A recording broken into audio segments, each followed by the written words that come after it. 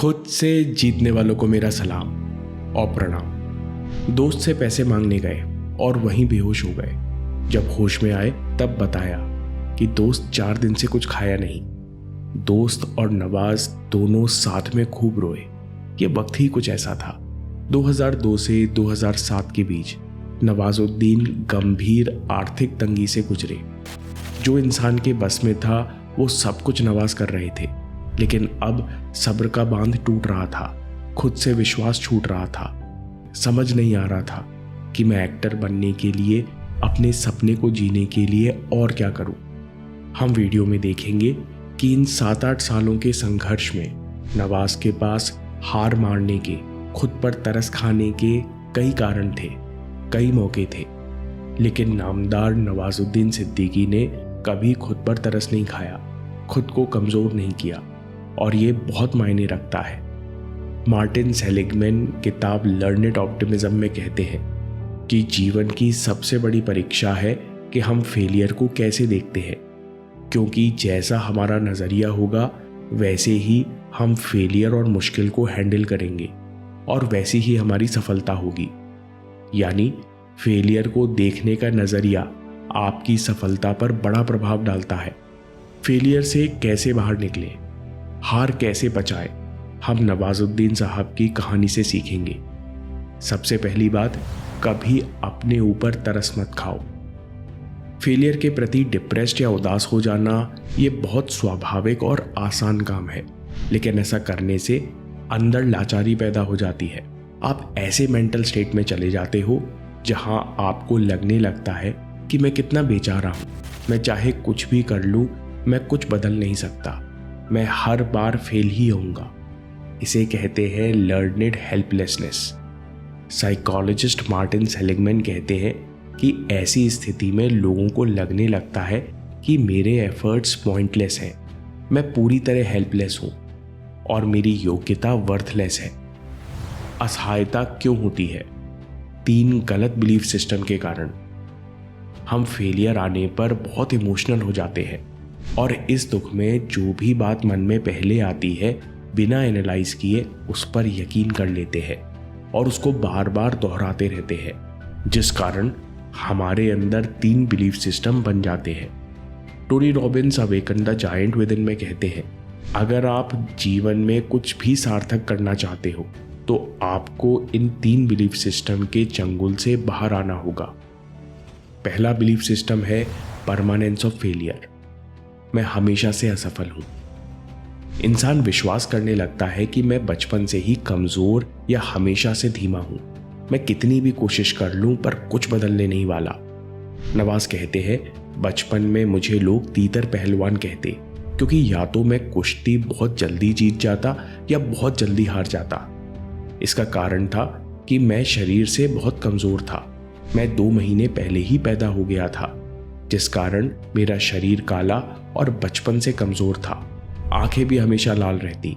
माँ मुझे दूध घी सब खिलाती, लेकिन मेरे शरीर को कुछ न लगता।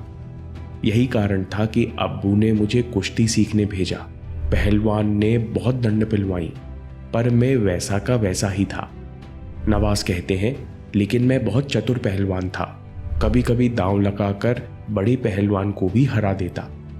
दोस्तों, नवाज ने कभी खुद से ये नहीं कहा, देखो मैं कितना बेचारा हूं, बचपन से कमजोर हूं, कपड़ों से हड्डियां झांक रही हैं, मैं क्या पहलवानी करूंगा। नवाज ने कभी अपने मन में इन नेगेटिव बातों को आने ही नहीं दिया।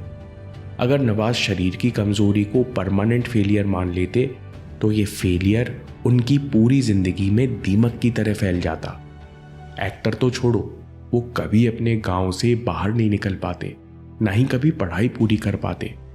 दोस्तों, अगर हमारे मन में बार बार ये बात आती है कि मैं पहले नहीं कर पाया तो आगे नहीं कर पाऊंगा, तो हमको सावधान हो जाना चाहिए और जल्द से जल्द ऐसे बिलीफ सिस्टम को उखाड़ फेंकना चाहिए। दूसरी तरह का बिलीफ सिस्टम है जो हमें फेलियर से बाहर नहीं निकलने देता, वो है pervasiveness of failure.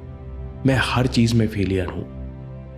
Bar bar frustration महसूस करने पर हम हर चीज में फेलियर देखने लगते हैं। हमें लगता है मैं कुछ भी ठीक से नहीं कर पा रहा हूं, कुछ भी मेरे कंट्रोल में नहीं है। नवाज कहते हैं कि पूरे साल भर जूते घिसने के बाद 10 सेकंड का रोल मिलता।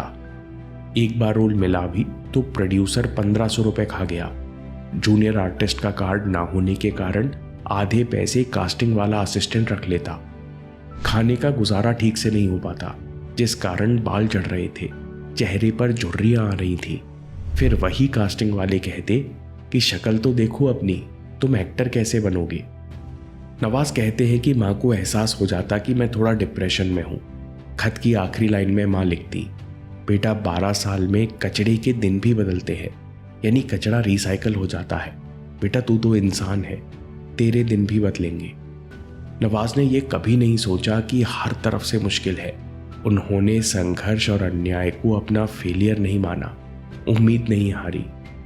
उन्होंने खुद से कहा कि जब मुझे स्क्रीन टाइम मिलेगा तो मैं अपना हुनर दिखाऊंगा। दोस्तों, हम लोग सोचते हैं कि एक बार मुझे अच्छे कॉलेज में एडमिशन नहीं मिला तो अब मेरा करियर अच्छा नहीं बन पाएगा। हम एक फेलियर का फ्रस्ट्रेशन हर जगह देखने लगते हैं। देखो सब कुछ कितना कठिन है, मानो ऐसा लगता है कि ना दोस्त है, ना कोई सिखाने वाला, ना घर में कोई सपोर्ट करता। लेकिन सफल लोग सभी चीज़ों को अलग अलग देखते हैं। वे खुद से कहते हैं कि मैं इस चीज़ में फेल हुआ, मुझे 4 चीज़ें आती हैं, 2 चीज़ें कमज़ोर है, मुझे इन पर काम करना है। तीसरा सबसे घातक बिलीफ सिस्टम जो हम पकड़ लेते हैं वो है फेलियर्स आर पर्सनल, मैं ही बेकार हूँ। फेलियर के बाद सफल इंसान कहता है कि मुझे अपनी अप्रोच बदलने की ज़रूरत है, कुछ नया सीखने की ज़रूरत है। दूसरी तरफ लोगों को लगता है कि समस्या मेरे तरीके या स्किल में नहीं, बल्कि मुझ में ही कोई दिक्कत है, मैं ही खराब आदमी हूँ। जब मैं खराब आदमी हूँ या बदकिस्मत हूँ तो मेरा वर्तमान और भविष्य भी खराब ही होंगे।